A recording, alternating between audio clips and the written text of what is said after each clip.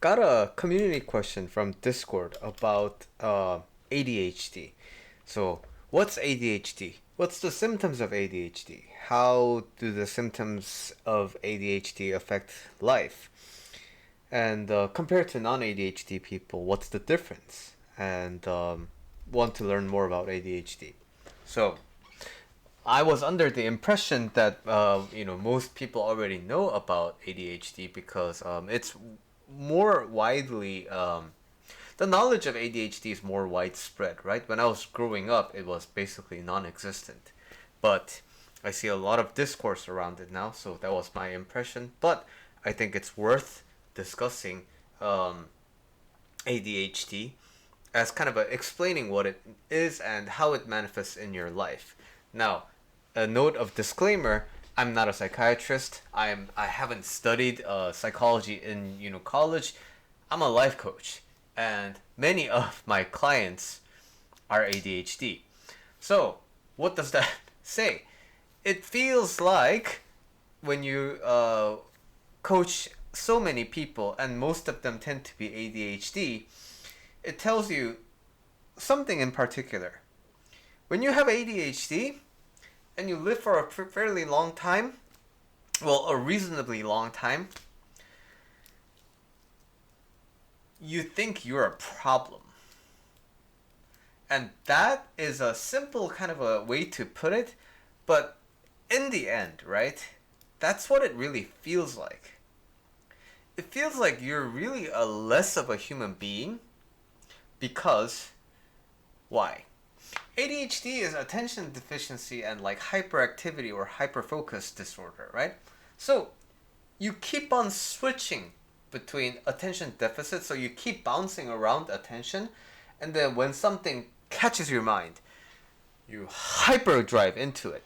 So other people's like neurotypical people's energy and the attention span, it's like more or less calm. And but depending on if they find their passion, it can go up. But then like it's basically like forms a kind of a steady wave kind of a pattern over time. ADHD looks like a sawtooth or like a quantum jump kind of a thing. It happens in steps. So when you have so many different focuses, so like I want to play the guitar. Oh my god, what if I learned the bass too? And oh my god, and the synthesizers, they all look really cool. And then boom, the next day you lose interest in all of that, and then you switch into the next interest. So that's sort of the attention deficiency part. And that's so this happens in terms of like interest in life, but also when you need to study and when you need to like practically do work, right? So a report is due, and then you need to be working on some user stories, and then you have basically five things on your queue. The typical neurotypical experience is like you look at the high priority, and then you tackle the highest priority one by one, and then boom, you're done with your sprint. For ADHD, it's like, I really want to do the high priority one, but I just can't get myself to do it. Because why? Like, you have the spreadsheet in front of you, you have the work in front of you, but your brain, it just won't let you actually look at it and then focus on it. And now, naturally, you're going to gravitate towards distraction because your attention bounces. And people think it's a will thing. People think it's a discipline thing. And to some degree, it is trainable, right, with ADHD.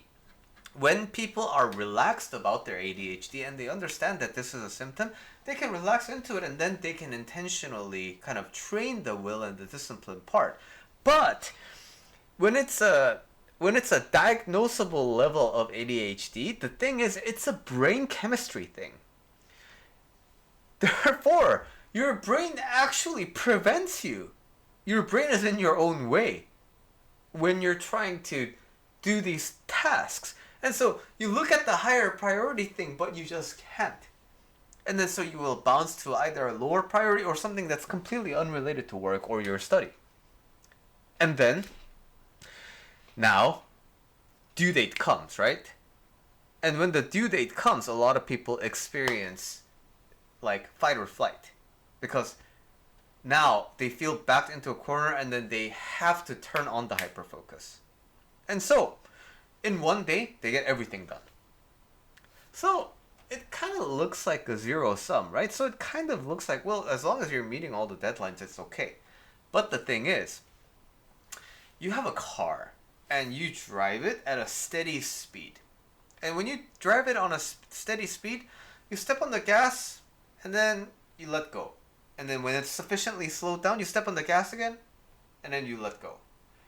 Step on the gas, and so the fuel consumption is like steady, right? Because even though you're driving a fairly long distance, the times that you're pressing on the gas pedal is not that much. Now, imagine a car that goes 0 to 100 in 6 seconds, but it does that every 10 seconds. So, vroom, vroom, vroom. Imagine how much gas that spends. So, this is why many ADHD people kind of peak around high school or college and then they crash super hard because it really, really innervates them when they have to go into hyperfocus. So, when you're easy with your ADHD, like my sister, who's very successful with her ADHD, it can really work in your favor. But now, my sister understands that part about herself, so she works in her own business. So that she doesn't have to be responsible for deadlines and such. But even when she has her own business, after a hyperfocus, she has to let everything go and recover. So, that's the nature of ADHD and that's the nature of hyperfocus. Although it is like really productive in that short period of time, that's when all your like sparks happen. Like you go break through the 100% barrier and you're like 1,000%. But even when you're relaxed about it, it still takes a lot out of you. So, in general, that's the symptoms of ADHD, right? So when you are in a creative field with ADHD, that's when your genius really shines. Again, like my sister. But the thing is, in the world, right? The world is largely designed for neurotypical people. And so unfortunately, in order to live life, you have to pay taxes. You have to go to the bank at a certain time before they close. You have to fill out the paperwork at a certain deadline. You have to go to the DMV before your license expires.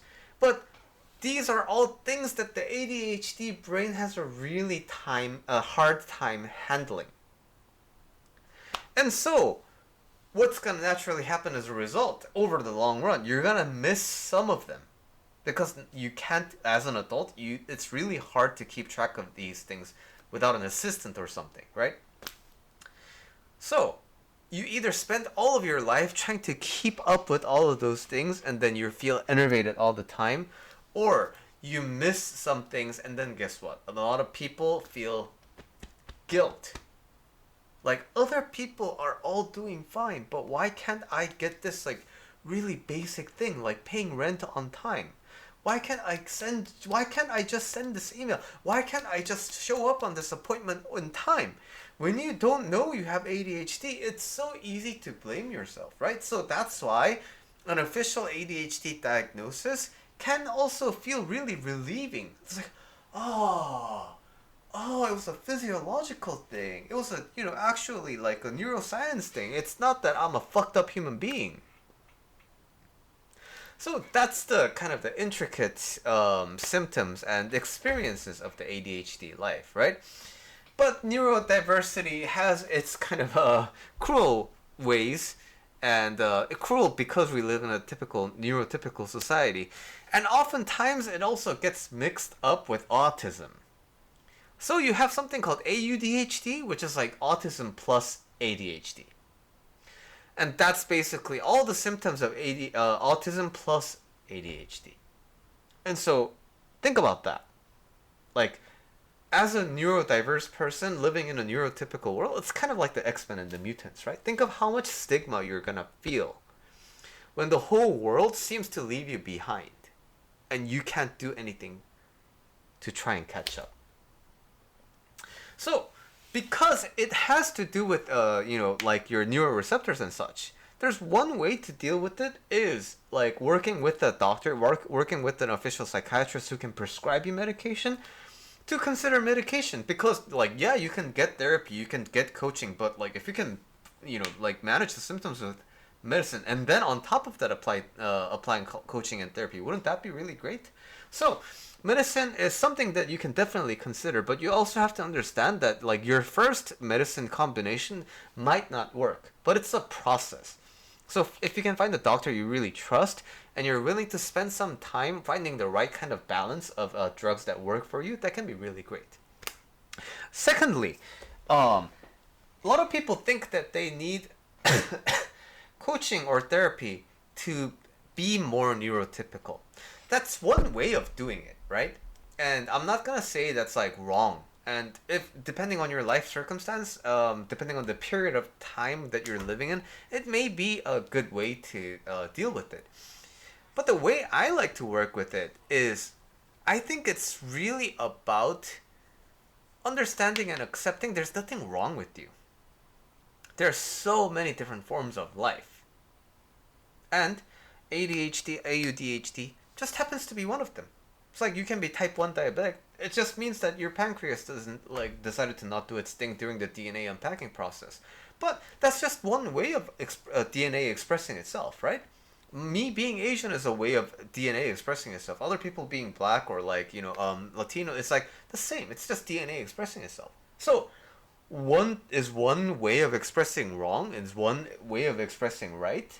Those are all social concepts. And you have to understand, at the actual level, there's nothing wrong with that. So, if you can own your ADHD, if you can own your AUDHD, if you can own your autism, right? You can have a much easier time. You can have a much happier time, even with all the symptoms. And you don't have to change anything about that.